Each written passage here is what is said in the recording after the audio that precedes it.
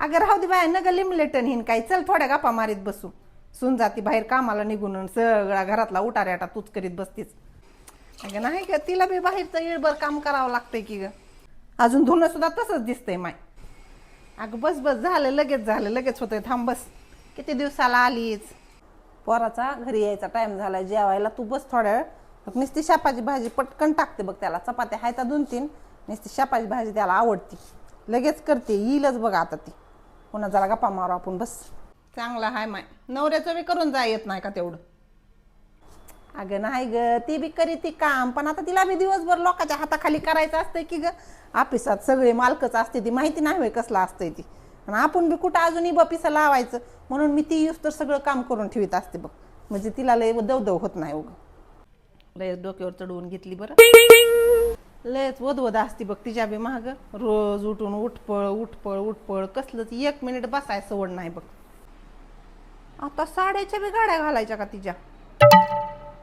अगं असं दे बाई आपल्या लेकीचं असतं तर नसतं का ग केलं. ती बी आपल्यासाठी एवढं दिवसभर पळती बाहेर. मग आपण तेवढं घरातलं बी बसून नग होय. धंदाचा अवघड दिसायला मला तर. सून झाली सासून सासू झाली सून. तेवढंच आपलं बी अंग मोकळं होतंय. काम करीत राहावं लागतंय ग. झालं आता थोडं राहिले. झालं बघ काम. आता बस बरं मार गप्पा काय मारायच्या ती कवर बी मारा आता गप्पा. आता सगळं झालं काम. बोल काय म्हणत होती. कशाचं काय म्हणत होती ग. मोलकरणी सारखं येळाने माळ कामच करीत बसतीस. पण ती सुना आपलं जाती उठलं की बाहेर लगे निघून साहेबीनी सारखं. पण तू मोल करीन घरातली. ती काय बी असू दे. मी काय म्हणते तुझ्यासारख्या मैत्रिणी असल्यावर का नाही घर फोडायला टाइम लागत नाही बघ. कमवून आणि ती तिचं आम्ही खाताव घरात बसून. आणि घरातलं काम केलं म्हणून काय झालं. आम्ही सासानी घरातलं काम केलं की मोल करणेवणी झालं. आणि ती रोज येळाने माळ बाहेर उन्हात आणाचं जाती कामाला तवा तिचं नाही का मोल करणेवणी वाटत. म्हण तूच मोल करणेवणी काम करते बाई. येऊ वाटलं तर येत जा नाहीतर तुझ्या घरचं बघत जा. इथं मला मोब दिवसभर काम असतंय नाही कुणा संग गप्पा माराय टाइम. जा उठ आता ग बाया हाय का नाही घेणं ना देणं. ज्याचं करावं बरं ती म्हणतंय आपलंच खरं. माझं तरी काय बंद पडलंय बाई इथं. तू नाही तर दुसरीकडे जाईल. एक घर सुन तर 10 घर भिक्षा. होय हो तुम्ही तर शाळेत असताना गणितात लय हुशार होता म्हणून. 1 नंबर. मग आता एक प्रश्न विचारते. हो विचार. मी बाजारात जायला सासूबाईकडून 1000 रुपये उसने घेतले. म्हणजे माझ्या ऐकून. हा बर हा. पण बाजारात जाताना वाटातच माझ्याकडून ती कुठं तरी पडले. महागारी येऊन मी जाऊ बायकून 500 रुपये उसनं घेतलं. हो बर हा. बाजारात जाऊन मी 300 रुपयाचं सामान घेतलं. बर हा. उरले किती 200 रुपये. उरले 200 रुपये. महागारी आल्यावरती 200 रुपये मी सासूबाईचे महागारी दिले उसनेतले. मग 1000 मधले 200 गेले. खाली किती राहिले 800 रुपये. हा. सासूबाईचं 800 देणं राहिलं आता. आणि जाऊबाईचं 500 देणं राहिलं आता. मग दोन्ही मिळून किती झालं 8 आणि 5 1300 रुपये. आणि मी सामान किती घेतलं होतं बाजारातलं 300 रुपयाचं. मग 1300 आणि 300 किती 1600 रुपये झाले. 1600 झाले. आणि ती 100 एक्स्ट्रा कुठले झाले मग. कुठलं आलं 100 रुपये. माझ्या पैसे तर रुपया बी नव्हता. मग 100 रुपये जास्तीचं आलं कुठून. गणिताचा विद्यार्थी सांगा. ही बी अजून नाही असते बघणारी बी गणिताचे विद्यार्थी. 100 रुपये जास्तीचं आलं कुठून. दमधीर आहे तसा आपल्याकडे. तुम्हाला भरपूर टाइम आहे. कवा लिहायचं तवा लिहा कमेंट मध्ये. 100 रुपये कुठलं आलं. होतं 1500 रुपये. आणि 1600ची बेरीज कशी झाली सांगा आता. कसं झालं हो लग्न सासूबाई. कशाची लग्न ग. असली लग्न असते ती का काय. आमच्या टायमाला लग्न होती बाई. लग्नाच्या आधी आम्ही एकामेकाकडे बघत नव्हता बघत. आणि आता ती काय म्हणते ती की प्रिवेडिंग तसलं होतं. अगं लग्नात एवढी मोठीच्या मोठी टीव्ही लावलेली होती. त्याच्यावर तमाशा लावलेला होता. पोरं शिट्या वाजवीत होती बाई. लाजानं मरून जावं वाटत होतं तिथंच.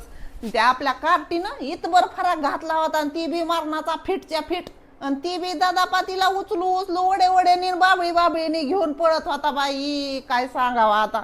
गावातली पाटलं सुद्धा टाकामाका बघत होती ग. म्हातारी कोतारी माणसं सुद्धा.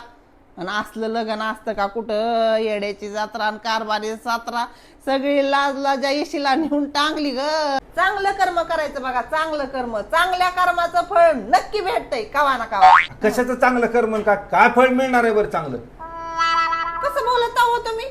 अहो मेल्यावरती यम न्यायला येत असतंय का नाही? यम त्यानं सुद्धा म्हणलं पाहिजे, मॅडम तुम्ही रेड्यावर बसा, मी चलत येतो. मंडळी सध्या लय वाईट वेळ चालू आहे बघा. म्हणते ते की खाल्लेलं पचत नाही आणि कमविलेलं वाचत नाही, अशी गत झाली बघा आमची. मी काय म्हणते, माझ्या ह्या पर्स मध्ये त्या नत्तूराम घोडसाचं भूतच शिरलंय बघा. तेव्हाच त्याला त्याच्यात पर्स मध्ये बापूजी असलेला जरा जमत नाही.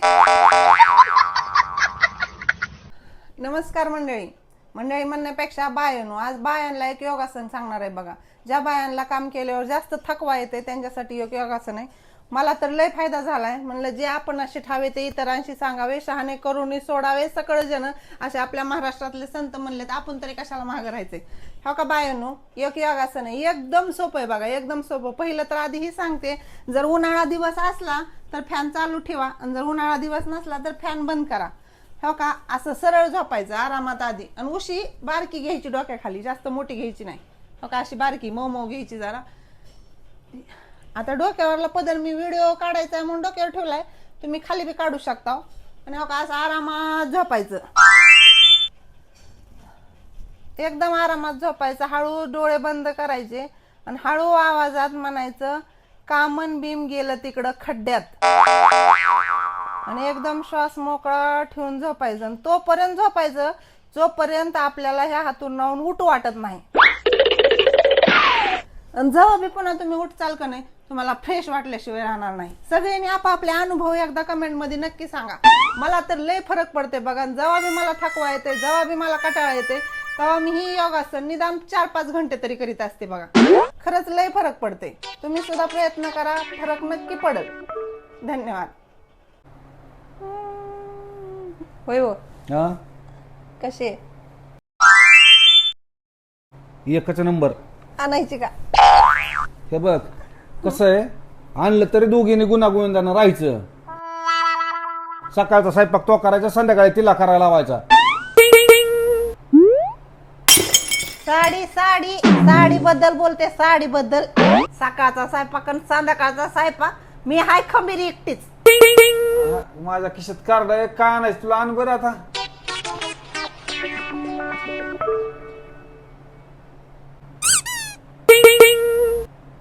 लाखो रुपयाची गाडी असू द्या, अहो 200, 300, 500च्या स्पीडनं पाळणारी असू द्या, पण तरी सुद्धा ती एका ब्रेकवर अवलंबून असते. अहो करोडो रुपयाचं घर असू द्या, ती सुद्धा एखाद्या कुलपावर अवलंबून असते. सेम तसंच आपलं व्यक्तिमत्व सुद्धा आपल्या संस्कारावर अवलंबून असते. काय काय लोक म्हणतात सोशल मीडियावरच्या बाया अशाच असतात आणि तशाच असतात. अहो आपले संस्कार चांगले असले का नाही, मग तुम्ही सोशल मीडियावर जावा नाहीतर कुठं परदेशात जावा, काय फरक पडत नाही.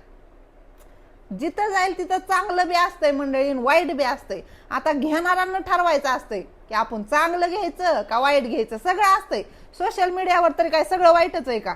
मोफ चांगला आहे, मोफ आहे, पण ती बघणारे पाहिजे. ती चांगल्याला चांगलं भेटतं आणि वाईटाला वाईट आपोआप भेटतं. खरंय का नाही?